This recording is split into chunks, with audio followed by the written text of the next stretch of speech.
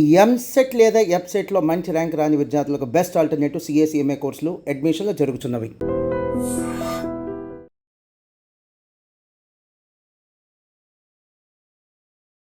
Elon Musk versus Trump గొడవ జరుగుతోంది. వీళ్ళిద్దరి మధ్యలో డిఫరెన్సెస్ ఆఫ్ ఒపీనియన్ స్టార్ట్ అయ్యాయి, ఈగోస్ క్లాష్ అవుతున్నాయి అని. మరి నిజాలు అంటే వీళ్ళిద్దరి మధ్యలో ఉన్న ఈ డిఫరెన్సెస్ ప్రపంచాన్ని ఎలా ఇన్ఫ్లుయెన్స్ చేయబోతోంది, ఇంపాక్ట్ చూపించబోతోంది, ఈరోజు మాట్లాడుకుందాం.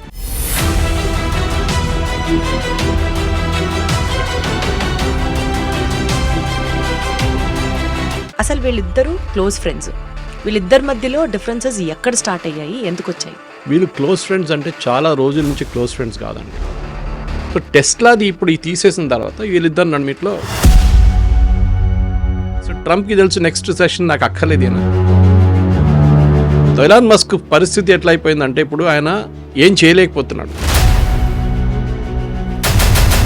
ప్రాబ్లం ఎక్కడ వచ్చిందంటే ఈ మార్కెట్ దెబ్బతింటుందని తెలిసినప్పుడు ఆయనకి ఈ బిల్లు కొత్త బిల్లు వచ్చినప్పుడు రీసెంట్గా మస్క్ ఇప్పుడు ఒక ట్వీట్ చేశాడు. ఆ ట్వీట్తో మొత్తం స్టాక్స్ అన్నీ పడిపోయాయి. పర్సనల్గా ట్రంప్ చేసిన కామెంట్స్ మీద ఉంది. ఒక రకంగా ఆ గవర్నమెంట్ ఫామ్ అయిందే మస్క్ వల్ల అని చెప్పారు. కరెక్ట్, ఎందుకంటే ఆయన కూడా అన్నాడు నా దగ్గర ట్విట్టర్ వాడుకున్నారు.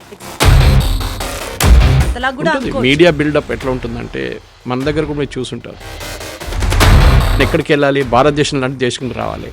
ఇప్పుడు దాకా నేను మ్యానుఫ్యాక్చరింగ్ చేయను అని చెప్పి మంచి బహుశా రేపు వచ్చి నేను మ్యానుఫ్యాక్చరింగ్ చేస్తాను కూడా చెప్పొచ్చులే కాదు. ట్రంప్ ఎప్పుడు అమెరికా ఫస్ట్ అన్న సిద్ధాంతాన్ని నమ్ముతాడు కదా. మస్క్ అట్లా కాదు కదా. సో ఎలాన్ మస్క్ ట్రంప్కి ఇది ఈగో ప్రాబ్లం ఒకటి. బేసికల్గా ఇలాంటి డెసిషన్ వల్ల, అంటే ఎలాన్ మస్క్ లాంటి ఒక మనిషితో పెట్టుకోవడం వల్ల ట్రంప్ మళ్ళీ మళ్ళీ మళ్ళీ ఒక్కడే అవుతున్నాడా సార్? ట్రంప్ అదే చెప్పాను, ఆయనకి ఇంకేంటంటే నెక్స్ట్ టర్మ్ లేదు కదా. నిన్న ఈ లాస్ ఏంజలస్ జరిగిన గొడవ తర్వాత ఎలాన్ మస్క్ ట్వీట్ చేశారు సపోర్ట్గా.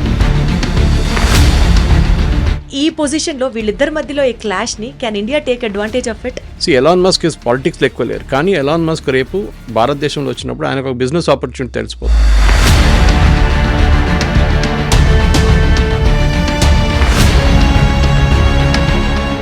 హలో ఎవ్రీబడి, అందరికీ నమస్కారం. వెల్కమ్ టు న్యూస్ అండ్ నిజాలు. న్యూస్ ఏంటంటే ఎలాన్ మస్క్ వర్సెస్ ట్రంప్ గొడవ జరుగుతోంది. వీళ్ళిద్దరి మధ్యలో డిఫరెన్సెస్ ఆఫ్ ఒపీనియన్ స్టార్ట్ అయ్యాయి, ఈగోస్ క్లాష్ అవుతున్నాయి అని. మరి నిజాలు అంటే వీళ్ళిద్దరి మధ్యలో ఉన్న ఈ డిఫరెన్సెస్ ప్రపంచాన్ని ఎలా ఇన్ఫ్లుయెన్స్ చేయబోతోంది, ఇంపాక్ట్ చూపించబోతోంది. సీనియర్ జర్నలిస్ట్ సురేష్ కొచాటల్ గారు ఉన్నారు మనతో. సార్ నమస్తే. నమస్తే అమ్మా, ఎలా ఉన్నారు? అవునండి. Wonderful sir. సార్ ఏ టాపిక్ గురించి అయినా సరే ఇలా చెప్తారు సార్, అందుకనే we all love you and look up to you. No I believe strongly. చాలామంది ఛానల్స్ వాళ్ళు అడుగుతారు. నిన్న కూడా when I went to hospital for something else, was a old lady from Warangal who came met me. ఆమె చాలా she must be in 70s something. వచ్చి నన్ను mask వేసినా కూడా నన్ను గుర్తుపట్టి వచ్చి, సురేష్ గారు మీరు ఇంత బాగా చెప్తారు. Later on I realize she the very senior person అని చెప్పాను. See the problem today is ఇప్పుడున్న యంగ్స్టర్స్కి రీడింగ్ లేదు, బుక్ రీడింగ్ అంటే చాలా తక్కువ. వాళ్ళ వరల్డ్లో ఉంటారు, వాళ్ళ ఇన్స్టాగ్రామ్ జనరేషన్. వాళ్ళకి చెప్పాల్సింది 30 సెకండ్లో చెప్పేసేయాల్సి వస్తుంది.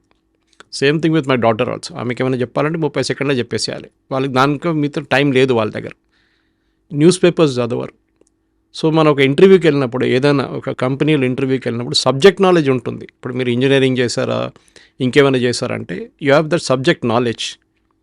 But beyond subject knowledge zero ఉంటుంది యూజువల్లీ. అక్కడే వీళ్ళందరూ దెబ్బతింటారు. ఈవెన్ మీరు ఒక యూఎస్ కన్సులేట్ ఇంటర్వ్యూకి వెళ్ళారనుకోండి, అక్కడ మిమ్మల్ని కొన్ని ప్రశ్నలు అడగొచ్చు వాళ్ళు వీసా కోసం. మీరు ఎక్స్పెక్ట్ కూడా చేయరు. You don't know how to answer it. ఇప్పుడు ఐఏఎస్లో చూడండి, ఐఏఎస్ చాలామంది అకాడమీ వాళ్ళు నన్ను ఫోన్ చేసి అడుగుతారు, సురేష్ గారు వచ్చి మా స్టూడెంట్స్కి లెక్చర్ ఇస్తారా, కొంచెం మీరు వచ్చి గంటసేపు మాట్లాడతారా అంటే, రియల్ టాపిక్స్ గురించి అవగాహన ఉండాలండి. లేకుంటే you will be one among the many. మీరు వెళ్ళిన తర్వాత మిమ్మల్ని గుర్తుపెట్టుకోవాలంటే the people should remember you for what you wear. It's very very important. దానికోసం చూడండి, even now big people are remembered for this. So నేను ఎప్పుడు చెప్తాను, I'm nobody basically, but నాకు తెలిసిన మట్టుకు నేను 10 మంది దగ్గర వెళ్ళి చెప్తాను ఎప్పుడు దాని గురించి, through interviews like what you're doing and my regular corporate interviews where I interview business leaders, where I interview politicians. వీళ్ళందరినీ వాళ్ళ దగ్గర నుంచి ఇన్ఫర్మేషన్ గుంజుకోవడానికి మనకి ఒక కెపాసిటీ ఉండాలి. యూజువలీ వాళ్ళు క్వశ్చన్ అడుగుతారు ముందు, నాకు క్వశ్చన్స్ పంపించండి అంటారు. నేను చెప్తాను ఎందుకండి అంటే, లేదు మాకు కావాలంటారు. క్వశ్చన్స్ పంపిస్తాను నేను. కానీ పంపించిన తర్వాత ప్రాబ్లం ఎక్కడ వస్తుందంటే, వీళ్ళు ఆ క్వశ్చన్ మీద డిపెండ్ కాకూడదు. ఎప్పుడు మనం చేయాల్సింది ఏంటంటే, మీరు నా దగ్గర అడిగిన ప్రశ్నకి లాస్ట్ సెంటెన్స్ నుంచి should be my next question. Correct. That is how we should draw that line of argument and line of questioning దాని మీద అనమాట. చాలా పాయింట్స్ నేర్చుకోవాలి సార్, ఎస్పెషలీ జర్నలిజం పర్స్యూ చేస్తున్నటువంటి మా ప్రొఫెషన్లో ఉన్నటువంటి వాళ్ళు చాలా మందికి మీ దగ్గర క్లాసెస్ తీసుకోవాలి, మీ దగ్గర ఇంకా చాలా విషయాలు నేర్చుకోవాలని అనుకుంటూ ఉంటాను. కమింగ్ బ్యాక్ టు ఆ topic today sir, Elon Musk versus Donald Trump. Social మీడియాలో ఈ టాపిక్ గురించి బోలెడన్ని వ్యూస్, బోలెడు మంది వెతుకుతున్నారు ఎందుకు ఏంటి ఈ టాపిక్ గురించి మాట్లాడడానికి. టు స్టార్ట్ విత్, ముందుగా అసలు వీళ్ళిద్దరూ క్లోజ్ ఫ్రెండ్స్, వీళ్ళిద్దరి మధ్యలో డిఫరెన్సెస్ ఎక్కడ స్టార్ట్ అయ్యాయి, ఎందుకు వచ్చాయి? వీళ్ళు క్లోజ్ ఫ్రెండ్స్ అంటే చాలా రోజుల నుంచి క్లోజ్ ఫ్రెండ్స్ కాదండి. ఇప్పుడు మనం పొలిటిక్స్లో మాట్లాడుతున్నప్పుడు పొలిటిక్స్ బిజినెస్ కనెక్షన్ ఒకటి ఉంటుంది. మీరు ఫర్ ఎగ్జాంపుల్ ఇండియాలో తీసుకోండి, ఎప్పుడు మాట్లాడుతున్న ఒక కనెక్షన్ అదానీ అండ్ మోదీ. గుజరాత్ ముఖ్యమంత్రిగా ఉన్నప్పుడు నిన్ననే మా ఫ్రెండ్ ఒకరు when he was working in Gujarat ఆయన చెప్తున్నారు వీళ్ళిద్దరు నడిమిట్లో ఉన్న రిలేషన్షిప్. అదానీ చిన్న ఒక షాప్ పెట్టుకొని మొదలుపెట్టారు, చిన్న ఆఫీస్ పెట్టుకొని మొదలు పెడితే ఆ రోజు నుంచి మోదీ గారు గుర్తు ఆయన వాళ్ళకి రిలేషన్షిప్ ఉంది ఒకటి, ఫ్రెండ్షిప్ ఉంది ఒకటి. సరే ఆ ఫ్రెండ్షిప్ ఎట్లా వాడుకున్నారు, ఏం చేశారు, ఇట్స్ అ డిఫరెంట్ థింగ్. కానీ అట్లాంటి ఒక మెచ్యూర్ ఫ్రెండ్షిప్ ఉన్నప్పుడు మీకు ఓవర్ నైట్ గొడవ ఉండదు. ఎప్పుడైనా ఏదో డిఫరెన్స్ ఆఫ్ ఒపీనియన్ ఉండొచ్చు. కానీ Elon Musk and Trump problem ఎక్కడండి, వీళ్ళిద్దరికి పెద్ద ego. Trump naturally Trump is a real estate guy, is not a politician. మనం అది గుర్తుపెట్టుకోవాలి. Trump the original one is real estate. ఇప్పుడు కూడా ఆయన రియల్ ఎస్టేట్ చేస్తారు.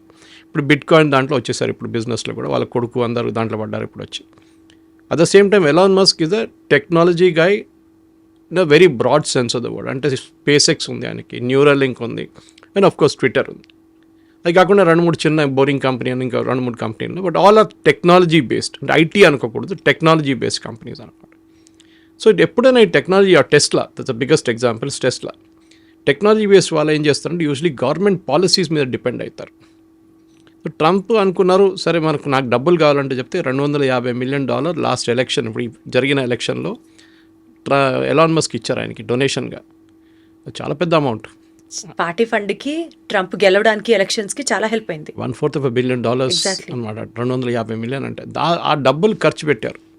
సో వాళ్ళిద్దరు నడుమిట్లో ఒక రిలేషన్షిప్ డెవలప్ అయింది. మీరు చూసుంటారు ఫోటోలో ఎలాన్ మస్క్ వాళ్ళ కొడుకుని తీసుకొని వైట్ హౌస్కి వెళ్ళడము, ఆయన అక్కడ బెంచ్ల దగ్గర ఆడుకోవడము, హెలికాప్టర్లో వెళ్ళడము, మరలాగో వెళ్ళి అక్కడ ఉండడము, గోల్ఫ్ ఆడడం అంతా చేశారు వాళ్ళు. కానీ వీళ్ళ నడుమిట్లో ప్రాబ్లం ఎక్కడ వచ్చిందంటే, ఒకటి న్యూ బడ్జెట్ బిల్ ఇప్పుడు ఇంట్రడ్యూస్ చేశారు. ఇప్పుడు కూడా అది సెనెట్ పాస్ అయింది, కాంగ్రెస్కి వెళ్తుంది. అది మన దగ్గర ఉన్న బడ్జెట్ లాగానే. దాంట్లో ఈ ఎలక్ట్రిక్ వెహికల్స్ మీద ఉన్న ఇన్సెంటివ్ తీసేశారు. అంటే ఇంట్రడక్టరీ ఇప్పుడు మన భారతదేశంలో కూడా మీరు 2-వీలర్ కొంటే ఒక టైం దాకా ఇన్సెంటివ్ ఇస్తున్నారు. బహుశా ఇప్పుడు కూడా కంటిన్యూ అవుతుంది అది. ఎలక్ట్రిక్ కార్స్ కూడా, ఎందుకంటే గవర్నమెంట్ ఏం చేస్తున్నారంటే స్విచ్ ఓవర్ చేయడానికి ఎంకరేజ్ చేస్తున్నారు అనమాట. అంటే మనకు కూడా రోడ్ ట్యాక్స్ తీసేశారు, రోడ్ ట్యాక్స్ తీసేస్తారు. అది కాకుండా మీకు ఇన్సెంటివ్స్ కూడా ఇస్తారు, 10%, 15% డిస్కౌంట్ ఇస్తారు. కానీ అది కొన్ని రోజుల తర్వాత అది ఎక్స్టెండ్ చేయలేము, దాన్ని ఎప్పుడైనా డ్రాప్ చేయాల్సి వస్తుంది ఒక యాక్సెప్టెన్స్ లెవెల్ వచ్చిన తర్వాత. So Tesla is pretty mature company. రెండవది ప్రాబ్లం ఎక్కడ వచ్చిందంటే, టెస్లాకి చైనా నుంచి చాలా ఇంపోర్ట్స్ చేస్తున్నారు వాళ్ళు. ఎందుకంటే స్పెషలీ వాళ్ళ దగ్గర ఉన్న రేర్ ఎర్త్ మెటల్స్ ఉంటుంది, దానికి చాలా మటుకు చైనాని తెచ్చుకోవాల్సి వస్తుంది అన్నమాట. ఇదన్నీ తెచ్చుకుంటున్నారు, టెస్లా కోసం తెచ్చుకుంటున్నారు. మిగతా కంపెనీ స్పేస్ ఎక్స్ కూడా కొంచెం తెచ్చుకుంటున్నారు చైనా నుంచి. ట్రంప్ రాగానే చైనా మీద బ్యాన్ పెట్టేస్తాను, అది చేస్తాను, అది it impacted Elon Musk business అని, ఎస్పెషల్లీ టెస్లా. ఎందుకంటే ఈ వాజ్ నాట్ రెడీ. ఓవర్ నైట్గా మీరు ఏ బిజినెస్ మార్చలేరు. మీకు ఒక సప్లై చైన్ ఉంటుంది. ఆ సప్లై చైన్లో మీకు 10 పార్ట్లు లేకుండా 100 పార్ట్లు ఒక కార్ది ఒక ప్లేస్ నుంచి రావాలంటే that all should come in time. Japanese దాన్ని జస్ట్ ఇన్ టైమ్ అంటారు. వాళ్ళు ఎప్పుడు ఇన్వెంటరీ పెట్టుకోరు. వాళ్ళ దగ్గర రేపు పొద్దున 300 కార్లు తయారు చేయాలి ఫస్ట్ షిఫ్ట్లో అంటే 300 కార్ల అన్ని పార్ట్స్ ఆ రోజు పొద్దున వస్తుంది అనమాట.